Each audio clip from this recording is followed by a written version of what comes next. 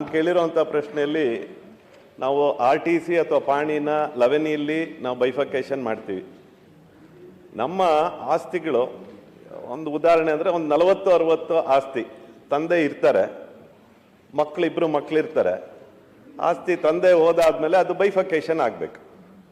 40-60 ಸೈಟಲ್ಲಿರೋವಂಥದ್ದನ್ನು ಅಣ್ಣ ತಮ್ಮಂದರಿಗೆ ಬೈಫರ್ಕೇಶನ್ ಮಾಡುವಂಥ ವ್ಯವಸ್ಥೆ ಕಾವೇರಿ 2 ಆದಮೇಲೆ ಇದನ್ನು ಆಗಕ್ಕಾಗ್ತಾ ಇಲ್ಲ. ಇದು ತಮ್ಮ ಗಮನಕ್ಕೂ ಬಂದಿದೆ ಅಂತ ಅನ್ಕೊಂಡಿದ್ದೀನಿ. ಉದ್ದ ಲೈನು ಮಾನ್ಯ ಸಭಾಪತಿಗಳ ಪಾಪ ತಂದೆ ಹೋಗಿರ್ತಾರೆ, ಅಪ್ಪ ಮಕ್ಕಳು ಬೇರೆ ಬೇರೆ ಮಾಡ್ಕೋಬೇಕಾಗಿರುತ್ತೆ. ಆ ಆಸ್ತಿಗಳನ್ನು ಮಾಡದೇ ಇರೋಕ್ಕೆ ಸ್ಥಿತಿ ಇವತ್ತು ಕಾಣ್ತಾ ಇದೆ. ಇದು ಬಹಳ ಪ್ರಮುಖವಾಗಿ ಕಾವೇರಿ 2 ಮತ್ತು ಈ ಸ್ವತ್ತು ಇಂಟರ್ಫೇಸ್ ಆದಮೇಲೆ ನಾವು ಈ ಸರ್ವರ್ ಪ್ರಾಬ್ಲಮ್ ಅನ್ನುವಂಥದ್ದನ್ನು ಒಂಥರ ಎಲ್ಲ ಕಡೆನೂ ಹೇಳೋ ಅಂಥದ್ದನ್ನ ಎಲ್ಲರಿಗೂ ಅನ್ನಿಸ್ಬಿಟ್ಟಿದೆ. ಏನೇ ಇದ್ರೂ ಸರ್ವರ್ ಪ್ರಾಬ್ಲಮ್ ಅಂತ. ಕಾವೇರಿ 2 ತುಂಬ ಚೆನ್ನಾಗಿರುತ್ತೆ, ಸ್ಪೀಡ್ ಇರುತ್ತೆ, ಇಮಿಡಿಯೇಟ್ ಆಗಿ ಫೆಚ್ ಮಾಡಬೇಕು. ಈ ಸ್ವತ್ತನ್ನು ಫೆಚ್ ಮಾಡಬೇಕು ಕಾವೇರಿ 2. ಆ ಈ ಸ್ವತ್ತನ್ನು ಫೆಚ್ ಮಾಡೋವಂಥ ಸಂದರ್ಭದಲ್ಲಿ ಈ ಸ್ವತ್ತಿನ ಸರ್ವರ್ ಏನಿರುತ್ತೆ ಅದು ಡೌನ್ ಇರುತ್ತೆ. ಇದನ್ನ ಒಂದು ಸ್ವಲ್ಪ ನಾವು ಇಂಟರ್ಫೇಸಿಂಗ್ ಆಫ್ 2 ಡಿಪಾರ್ಟ್ಮೆಂಟ್ಸ್ ಇದು ಸಾಫ್ಟ್ವೇರ್ ಇವತ್ತು ಈ ಯುಗದಲ್ಲಿ server capacity should be increased. ಇಲ್ಲಾಂದ್ರೆ ನಮಗೆ ನಾನು ಅವಾಗಲೇ ಹೇಳ್ದಂಗೆ ರೆವಿನ್ಯೂ ಬರೋವಂಥ ಜಾಗದಲ್ಲಿ ನೀವು ಸರ್ವರ್ಸನ್ನ ನಾವೇನಾದ್ರೂ ವೀಕ್ ಮಾಡಿದ್ರೆ ಅಥವಾ ಅದಕ್ಕೆ ಬೇಕಾಗಿರೋಂಥ ಕೆಪಾಸಿಟಿನ ನಾವು ಇಂಪ್ರೂವ್ ಮಾಡ್ಕೊಳ್ಳಿಲ್ಲ ಅಂದರೆ ನಮಗೆ ರೆವಿನ್ಯೂ ಇಷ್ಟು ಚೆನ್ನಾಗಿ ಬರ್ತಾ ಇರುತ್ತೆ. ಇದು ನಂದು ಎರಡನೇದು. ಮೂರನೇದು ಬಯೋಮೆಟ್ರಿಕ್ಕು, ಇದನ್ನೆಲ್ಲ ಹೇಳಿದಿರ. ವಯಸ್ಸಾದವ್ರದ್ದು ಆಧಾರ್ ಲಿಂಕಿಂದ ಏನಿದೆ, ಈಗ ನಮ್ದೆಲ್ಲದನ್ನು ಆಧಾರ್ ಲಿಂಕ್ ಆಗಿರೋದ್ರಿಂದ ಮುಂಚೆ ನಾವೇನು ಮಾಡ್ತಾ ಇದ್ವಿ, ಆಧಾರನ್ನ ಡೈರೆಕ್ಟಾಗಿ ಅಪ್ಲೋಡ್ ಮಾಡ್ತಾ ಇದ್ರು ಸಬ್ ರಿಜಿಸ್ಟ್ರಾರು, ಮುಗ್ದೋಗಿರೋದು. ಈಗ ಆಧಾರ್ ಲಿಂಕ್ನ ಇವರೇ ಮಾಡ್ಬೇಕಾಗಿರಂದ್ರೆ ಅಲ್ಲಿ ಬಯೋಮೆಟ್ರಿಕ್ ಫೆಚ್ ಆಗಲ್ಲ. ತುಂಬಾ ಜನ ವಯಸ್ಸಾದವರು ಅಲ್ಲಿ ಒದ್ದಾಡ್ತಾ ಇರ್ತಾರೆ, ಅವರ ಬೆರಳುಗಳಲ್ಲಿ ಅದು ಸಿಗಲ್ಲ. ಮತ್ತೆ ಅವ್ರು ವಾಪಸ್ ಹೋಗ್ಬೇಕಾಗತ್ತೆ ಸೈಬರ್ ಸೆಂಟ್ರಿಗೆ ಹೋಗ್ಬಿಟ್ಟು ಮತ್ತೆ ಅದನ್ನ ರಿನ್ಯೂವಲ್ ಮಾಡಿ ಮಾಡೋ ಅಂಥದ್ದು. ಇದಕ್ಕೇನಾದ್ರೂ ಸಣ್ಣ ಪುಟ್ಟದ ಸಾಫ್ಟ್ವೇರ್ ಅಲ್ಲಿ ಇದಕ್ಕೆ ಪ್ಯಾನ್ ಕಾರ್ಡನ್ನ ಅಲ್ಲೇ ಅದೇ ವ್ಯವಸ್ಥೆಯಲ್ಲಿ ಪ್ಯಾನ್ ಅನ್ನು ಏನಾದ್ರೂ ವ್ಯವಸ್ಥೆ ಮಾಡಿಕೊಟ್ರೆ, ಆಧಾರ್ ಬದಲು ಪ್ಯಾನ್ ಅನ್ನು ಏನಾರ ಮಾಡಿಕೊಟ್ರೆ ಈ ತರದನ್ನ ಮಾಡ್ಬೋದಾ ಅನ್ನೋಂಥದ್ದು. ಯಾಕಂದ್ರೆ ನಾನ್ ಮೊದ್ಲೇನೆ ಹೇಳ್ತೀನಿ, ನೀವು ಕೇಳಿದ ಪ್ರಶ್ನೆಗೆ ಉತ್ತರ ಕೊಡ್ತಾರೆ, ಆಮೇಲೆ ಬೇಕಾದ್ರೆ ನಿಮ್ಗೆ ಸ್ಯಾಟಿಸ್ಫ್ಯಾಕ್ಷನ್. ಸ್ವಲ್ಪ ನಗ್ತಾ ಇದ್ದೆ, ಯಾಕೆಂದ್ರೆ ಅರುಣ್ ವಿದ್ಯಾವಂತರು, ಬುದ್ಧಿವಂತರು, ತಿಳುವಳಿಕೆ ಇರೋರು. ಇವೆಲ್ಲ ಈಗ ಲಾಸ್ಟ್ ಅವರು ಉಪ ಪ್ರಶ್ನೆಗೆ ಮೊದಲನೇದು ಹೇಳ್ತೇನೆ, ಯಾಕೆ ಆಧಾರ್ ಕಡ್ಡಾಯ ಮಾಡಿದ್ದೇವೆ, ಪ್ಯಾನ್ ಅನ್ನ ಯಾಕೆ ಈಗ ಕಡಿಮೆ ಮಾಡಿದ್ದೇವೆ. ನಾನು ಫಸ್ಟು ಆಧಾರು, ಪ್ಯಾನು ಮತ್ತೆ ಪಾಸ್ಪೋರ್ಟು ಮೂರರಲ್ಲಿ ಯಾವುದಾದ್ರೂ ಒಂದು ದೃಢೀಕರಣ ಮಾಡಬೇಕು ಅಂತ ಹೇಳಿದೆ. ಆಯ್ತಾ? ದೇಶದಲ್ಲಿ 99.9 ಜನಗಳ ಹತ್ರ ಆಧಾರ್ ಇದೆ. ಆದ್ರೆ ರಿಜಿಸ್ಟ್ರೇಷನ್ಗೆ ಬಂದಾಗ ಆಧಾರ್ ಕೊಟ್ಟವರು ಬರೀ 48%, 46% ಪ್ಯಾನ್ ಕಾರ್ಡ್ ಕೊಟ್ಟಿದ್ದಾರೆ. ದೇಶದಲ್ಲಿ 46% ಜನಗಳ ಹತ್ರ ಪ್ಯಾನ್ ಕಾರ್ಡ್ ಇದೆಯಾ? ಅವ್ರು ಕೊಟ್ಟಿದ್ದ ಪ್ಯಾನ್ ಕಾರ್ಡ್ಗಳೆಲ್ಲ ನನಗೆ ಇನ್ಕಮ್ ಟ್ಯಾಕ್ಸ್ ಅವ್ರಿಗೆ ಕೇಳಿದೆ, ಅಥೆಂಟಿಕೇಶನ್ಗೆ ನನಗೆ ಇಂಟೆಗ್ರೇಷನ್ ಕೊಡಿ ಪ್ಯಾನ್ ಸಿಸ್ಟಮ್ ಜೊತೆ ಅಂತ. ಇನ್ಕಮ್ ಟ್ಯಾಕ್ಸ್ ಅವರು, ಅವ್ರಿಗೆ ಗೊತ್ತಲ್ಲ, ಹೈ ಅಂಡ್ ಮೈಟಿ. ಅವ್ರಿಗೆ ನಾವು ಕೇಳಿದ್ ಯಾವುದು ಅವ್ರು ಕೇಳಿಸಲ್ಲ, ಅವ್ರು ಹೇಳಿದ್ ಮಾತ್ರ ನಾವು ಮಾಡಬೇಕು, ನಮ್ ರಿಕ್ವೆಸ್ಟ್ ಯಾವುದು ಅವ್ರು ಆನರ್ ಮಾಡಲ್ಲ. ಅವ್ರು ಒಪ್ಲಿಲ್ಲ. ನೋಡಿದ್ರೆ 46% ಜನ ಪ್ಯಾನ್ ಕೊಟ್ಟವ್ರೆ. ಅವೆಲ್ಲ ಪ್ರಿಂಟ್ಔಟ್ ಜೆರಾಕ್ಸ್ ಕಾಪಿಗಳು, ಅವೆಲ್ಲ ಫೇಕು. ಅದಕ್ಕೆ ನಾನು ಆಧಾರ್ ಅಥೆಂಟಿಕೇಶನ್ ಕಂಪಲ್ಸರಿ ಮಾಡಿದ್ದೇನೆ. ಯಾಕೆ ಮಾಡಿದ್ದೇವೆ? ಸೊ ದಟ್ ಇಂಪರ್ಸನೇಷನ್ ಆಗಬಾರ್ದು, ಫ್ರಾಡ್ ಆಗಬಾರ್ದು, ಯಾರ್ದೋ ಆಸ್ತಿ ಯಾರೋ ಲಪ್ತಾಯಿಸಬಾರ್ದು. ಅವರು ಅಲ್ಲಿ ಆಧಾರ್ ಇಂಟೆಗ್ರೇಷನ್ ಆದ್ರೆ ಅದು ನಾಳೆ ಅರ್ಬನ್ ಆಸ್ತಿ ಇರ್ಬೋದು, ಅಗ್ರಿಕಲ್ಚರ್ ಆಸ್ತಿ ಇರಬಹುದು, ಗ್ರಾಮ ಪಂಚಾಯಿತಿ ಆಸ್ತಿ ಇರಬಹುದು.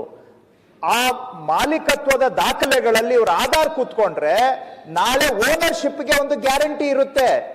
ಇಲ್ಲ ಅಂದ್ರೆ ಯಾರ್ದೋ ಆಸ್ತಿ ಯಾರೋ ಲಪ್ತಾಯಿಸ್ಕೊಂಡು ಹೋಗ್ತಾ ಇದ್ದಾರೆ. ಇಂಥ ಫ್ರಾಡ್ ತಡೆಗಟ್ಟಬೇಕು ಅಂತ ನಾವು ಆಧಾರ್ ಅಥೆಂಟಿಕೇಶನ್ ಮಾಡಿರುವಂತಹದ್ದು. ಇದು ಏನಾಗಿದೆ, ಕೆಲವ್ರಿಗೆ ಕೈ ಕಟ್ಟಾಕ್ಬಿಟ್ಟಿದೆ. ಯಾರ್ಯಾರು ಮಾಡ್ತಾ ಇದ್ರೆ ಇಂಥ ಕಸುಬುಗಳು, ಅವ್ರಿಗೆ ಇದೆಲ್ಲ ಸ್ವಲ್ಪ ಬಿಗಿ ಆಯ್ತು. ಅವರು ಇವಾಗ ಅದಕ್ಕೆ ಇದನ್ನ ಪ್ಯಾನ್ಗೆ ಆಪ್ಷನ್ ಕೊಡಿ ಅಂತ ಮತ್ ಕೇಳ್ತಾವ್ರು. ಯಾಕೆ ಅಂದ್ರೆ ಪ್ಯಾನ್ ಆಪ್ಷನ್ ಕೊಟ್ರೆ ನನ್ಗೆ ಇನ್ಕಮ್ ಟ್ಯಾಕ್ಸ್ ಅವರು ಇಂಟೆಗ್ರೇಷನ್ ಕೊಟ್ಟಿಲ್ಲ. ಸೊ ನಾನು ಅವ್ನ ಪ್ಯಾನ್ ಕಾರ್ಡು ಜೆರಾಕ್ಸ್ ಮಾಡಿ ತಗೊಂಡ್ ಬಂದು ಕೊಡ್ತಾನೆ, ಅದು ಫೇಕು, ಅದನ್ನು ಒಪ್ಕೋಬೇಕು ನಾನು. ಸೊ ಆವಾಗ ಕಣ್ಣು ಮುಚ್ಚಿ ವ್ಯಾಪಾರ ಮಾಡ್ಲಿಕ್ಕೆ ಅವಕಾಶ ಮಾಡಿಕೊಡ್ಬೇಕು. ಸೊ ಅದಕ್ಕೋಸ್ಕರ ನಾವು ಅದಕ್ಕೆ ಅವಕಾಶ ಕೊಟ್ಟಿಲ್ಲ. OTP ತಗೊಳ್ತೀವಿ. ನಾಳೆ ನಮ್ದು ಏನಂದ್ರೆ ಎಲ್ಲ ಮಾಲೀಕತ್ವಕ್ಕೆ, ಅದು ನಮ್ಮ RTC ಇರ್ಬೋದು, ಈ ಖಾತಾ ಇರ್ಬೋದು, ಈ ಸ್ವತ್ತು ಇರ್ಬೋದು, ಈ ಆಸ್ತಿ ಇರ್ಬೋದು, ಎಲ್ಲದ ಮಾಲೀಕತ್ವಕ್ಕೂ ಕೂಡ ಆಧಾರ್ ಇಂಟೆಗ್ರೇಟ್ ಆಗ್ಬಿಟ್ರೆ ನಾಳೆ ಯಾವ ಐಡೆಂಟಿಟಿನೂ ಬೇಕಾಗಿಲ್ಲ, ನಿಮ್ಮ ಮುಖನೇ ಐಡೆಂಟಿಟಿ ಆಗ್ಬೇಕು. ಆ ಸ್ಟ್ಯಾಂಡರ್ಡ್ಗೆ ಹೋಗ್ಬೇಕು ಅನ್ನೋದು ನಮ್ಮ ಆಸೆ. Biometric standard. ನಿಮ್ದು ಕಾರ್ಡ್ ತೋರ್ಸೋದು ಬೇಕಾಗಿಲ್ಲ, ಯಾಕಂದ್ರೆ ಯಾವ ಕಾರ್ಡ್ನ ಬೇಕಾದ್ರೂ ಇವಾಗ ಡೂಪ್ಲಿಕೇಟ್ ಮಾಡಬಹುದು. ಸೊ ನಾಳೆ ನಿಮ್ಮ ಮುಖನೇ ನಿಮ್ಮ ID. ಅಷ್ಟು ಮಟ್ಟಿಗೆ ನಾವು ದಾಖಲೆ ಮಾಲೀಕತ್ವಕ್ಕೆ ಗ್ಯಾರಂಟಿ ಕೊಡಬೇಕು ಅನ್ನೋದು, ಆ ಕಡೆಗೆ ಸ್ಮಾಲ್ ಸ್ಟೆಪ್ಸ್ ಇಟ್ಕೊಂಡು ಆ ಡೈರೆಕ್ಷನ್ ಅಲ್ಲಿ ಹೋಗ್ತಾ ಇದ್ದೇವೆ. ಈಗ ಫಸ್ಟ್ ಕ್ವೆಶ್ಚನ್ಗೆ ಬರ್ತೇನೆ.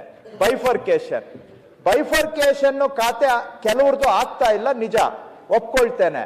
ಆದ್ರೆ ಬೈಫರ್ಕೇಶನ್ ಖಾತಾ ಇಲ್ಲೂ ಹೇಗೆ ನಮ್ಮ ಜನ ಏನಾದ್ರೂ ಬದಲಾವಣೆ ಮಾಡಿದಾಗ ಹೆಂಗೆ ಬದಲಾವಣೆ ಮಾಡಿದವ್ರ ಮೇಲೆ ಎಲ್ಲ ಆರೋಪ ಹೊರಿಸ್ತಾರೆ ಅನ್ನೋದಕ್ಕೆ ಇದೊಂದು ಉದಾಹರಣೆ. Who is registration department to do bifurcation? Under which law can the registration department do bifurcation of property? Bifurcation of property ಯಾರು ಮಾಡಬೇಕು? ಕನ್ಸರ್ನ್ ಲೋಕಲ್ ಅಥಾರಿಟಿ ಅವ್ರು ಮಾಡಬೇಕು. ಕೃಷಿ ಭೂಮಿ ಆದ್ರೆ ಕಂದಾಯ ಇಲಾಖೆ ಮಾಡುತ್ತೆ. ಗ್ರಾಮ ಪಂಚಾಯತಿ ಆಸ್ತಿ ಆದ್ರೆ ಗ್ರಾಮ ಪಂಚಾಯತಿ ಅವ್ರು ಮಾಡಬೇಕು. ನಗರಸಭೆ ಆಸ್ತಿ ಆದ್ರೆ ನಗರಸಭೆ ಬೈಫರ್ಕೇಶನ್ ಮಾಡಬೇಕು. ಅಲ್ಲಿ ಬೈಫರ್ಕೇಶನ್ ಮಾಡ್ಕೊಂಡು ಬಂದ್ರೆ ನಮ್ಮ ರಿಜಿಸ್ಟ್ರೇಷನ್ಗೆ ಯಾವುದು ತೊಂದರೆ ಇಲ್ಲ. ಇವ್ರೇನ್ ಮಾಡ್ತಾರೆ, ಅಲ್ಲಿ ಬೈಫರ್ಕೇಶನ್ ಮಾಡ್ಕೊಂಡಿಲ್ಲ, ಇಲ್ಲಿ ಬಂದ್ಬಿಟ್ಟು ರಿಜಿಸ್ಟರ್ ಮಾಡಿ ಅಂತ ಹೇಳ್ತಾರೆ. ಈಗ ಅದನ್ನೆಲ್ಲ ಲೂಪ್ ಹೋಲ್ಸ್ ಅನ್ನ ನಾವು ಬಂದ್ ಮಾಡಿದ್ದೇವೆ. ಅದಕ್ಕೆ ನಮ್ಮ ಮೇಲೆ ಬ್ಲೇಮ್ ಮಾಡೋದು. ಕಾವೇರಿಯಲ್ಲಿ ಬೈಫರ್ಕೇಶನ್ ಆಗ್ತಾ ಇಲ್ಲ. Kaveri is not at all authorized. If Kaveri recognizes a bifurcation which is not bifurcated by the local body, then we are committing a fraud, violation of law. Right? So, ಯಾಕೆ ಇದನ್ನೆಲ್ಲ block ಮಾಡಿದ್ದೀರಾ? ಕೆಲವ್ರದ್ದು genuine case ಇದೆ, 60-40 ಆಸ್ತಿ ಇದೆ, ಮಕ್ಕಳಿಗೆ ಇಬ್ಬರಿಗೂ ಭಾಗ ಮಾಡಿಕೊಡ್ಬೇಕು. ಅವರು ನಿಮ್ಮ ಶಿವಮೊಗ್ಗ ಕಾರ್ಪೊರೇಷನ್ಗೆ ಹೋಗ್ಬೇಕು, ಅಲ್ಲಿ 2 ಭಾಗ ಮಾಡ್ಕೋಬೇಕು, ಬರಬೇಕು. ಕಂದಾಯ ಭೂಮಿ ಆದ್ರೆ, ಅಂದ್ರೆ ಅಗ್ರಿಕಲ್ಚರ್ ಲ್ಯಾಂಡ್ ಆದ್ರೆ ನಾವು ಲವೆನಿ ಬಾಡಿ ಭಾಗ ಮಾಡಿಕೊಡ್ತೀವಿ. ಅದೇ ತರಹ ಚೆಕ್ ಬಂದಿ ಹಾಕಿ ನಗರಸಭೆಯವರು ಬೈಫರ್ಕೇಶನ್ ಮಾಡಿಕೊಡ್ಬೇಕು. ಅವರಲ್ಲಿ ಗೊಂದಲ ಇದೆ, ನಾನು ಒಪ್ಕೊಳ್ತೀನಿ. ಅದು ಆಗ್ತಾ ಇಲ್ಲ ಸ್ವಲ್ಪ ಮಟ್ಟಿಗೆ, ಅದನ್ನು ಒಪ್ಕೊಳ್ತೇನೆ. ಕಲೆಕ್ಟಿವ್ ರೆಸ್ಪಾನ್ಸಿಬಿಲಿಟಿ ಬಂದಾಗ ಸರ್ಕಾರದ ಜವಾಬ್ದಾರಿ ಇದೆ, ಅದು ಒಪ್ಕೊಳ್ತೇನೆ. ಆದ್ರೆ ಇದು ಕಾವೇರಿಯಲ್ಲಿ ಮಾಡುವಂತ ಕೆಲಸ ಅಲ್ಲ, ಕಾವೇರಿಗೆ ಸಂಬಂಧ ಇಲ್ಲ. ಈ ಲೂಪ್ ಹೋಲ್ಸ್ನೆಲ್ಲ ನಾವು ಪ್ಲಗ್ ಮಾಡಿದಾಗ it is very easy to blame it on Kaveri. Because ಮೊದಲು ಎಲ್ಲ ಹಾಕಿ ಹೊಡಿತಾ ಇದ್ರು, ಮಾಡಬಹುದಾಗಿರೋದು ಮಾಡಬಾರದ್ದು ಎಲ್ಲ ಹಾಕಿ ಹೊಡಿತಾ ಇದ್ರು. ಅದರಿಂದನೇ ಮಧ್ಯವರ್ತಿಗಳ ಹಾವಳಿ, ಅದರಿಂದನೇ ರಿಜಿಸ್ಟ್ರೇಷನ್ ಅಲ್ಲಿ ದುಡ್ಡು, ಅದರಿಂದನೇ ನಮ್ಮ ಮೇಲೆ ಆರೋಪಗಳು. ಈ ಲೂಪ್ ಹೋಲ್ಗಳನ್ನೆಲ್ಲ ಪ್ಲಗ್ ಮಾಡಿದ್ದೇವೆ. Nevertheless I admit there is a problem. ಇದನ್ನ ನಾನು ರೂರಲ್ ಡೆವಲಪ್ಮೆಂಟ್ ಮತ್ತೆ ಅರ್ಬನ್ ಡೆವಲಪ್ಮೆಂಟ್ ಇಬ್ಬರಿಗೂ ಮಾತಾಡಿ ಕ್ಲಿಯರ್ ಗೈಡ್ ಲೈನ್ಸ್ ಕೊಟ್ಟು ಖಾತಾ ಬೈಫರ್ಕೇಶನ್ ಅನ್ನ ಸ್ಟ್ರೀಮ್ ಲೈನ್ ಮಾಡಬೇಕು ಅಂತ ನಾನು ಅವ್ರ ಜೊತೆಗೆ ಮಾತಾಡ್ತೇನೆ. ಅದು ನಿಜವಾದ solution. But it is not a Kaveri problem. ತಮ್ಮ ಮಾಹಿತಿಗೆ ಇನ್ನೊಂದು ವಿಷಯ ಹೇಳ್ಬಿಡ್ತೇನೆ. ಸರ್ವರ್ ವಿಷಯ ಹೇಳಿದೀರಾ, it is a work in progress. ನಮ್ಗೆ ಗಮನದಲ್ಲಿದೆ, ಕಾನ್ಸ್ಟೆಂಟ್ಲಿ ಇಂಪ್ರೂವ್ ಮಾಡ್ತಾ ಇದ್ದೇವೆ, ಅದನ್ನ ಇಂಪ್ರೂವ್ ಮಾಡ್ತೇವೆ. ಖಾತಾ ಬೈಫರ್ಕೇಶನ್ ಮಾಡೋವಾಗ ಜೆನ್ಯೂನ್ ಕೇಸ್ ನೀವು ಹೇಳಿದ್ರಿ, ಜೆನ್ಯೂನ್ ಕೇಸ್ ಇದೆ, ಒಪ್ಕೊಳ್ತೇನೆ. ಎಷ್ಟು ಜನ ಖಾತಾ ಬೈಫರ್ಕೇಶನ್ ಯೂಸ್ ಮಾಡಿ ಲೇಔಟ್ಗಳು ಮಾಡಿದ್ದಾರೆ? ಸಾವಿರಾರು ಕೇಸು. ನಿಮ್ಗೆ ಉದಾಹರಣೆ ಕೊಡ್ಬೇಕಾ? ಸಾವಿರಾರು ಕೇಸುಗಳಲ್ಲಿ ಇಲ್ಲೀಗಲ್, ಅನಾಥರೈಸ್ಡ್, ಅವೆಲ್ಲದಕ್ಕೂ ಕೂಡ ಈಗ ಸ್ಟ್ರೀಮ್ ಲೈನ್ ಆಗ್ಬೇಕು. ಏನಾದ್ರೂ ಮಾಡಿ ಕರೆಕ್ಟ್ ಪ್ರೊಸೀಜರ್ ಪ್ರಕಾರ ಬನ್ನಿ ಅನ್ನುವಂಥದ್ದು ಅಷ್ಟೇ. ಇದಕ್ಕೆ ಸೊಲ್ಯೂಷನ್ ಕೊಡಬೇಕು. ನಾನು UD ಮತ್ತೆ ರೂರಲ್ ಡೆವಲಪ್ಮೆಂಟ್ ಇಬ್ಬರಿಗೂ ಮಾತಾಡಿ ಇದಕ್ಕೆ ಪ್ರಾಪರ್ ಸೊಲ್ಯೂಷನ್ ಕೊಡೋದಕ್ಕೆ ಅವರಿಗೆ ಒತ್ತಾಯ ಮಾಡ್ತೀನಿ.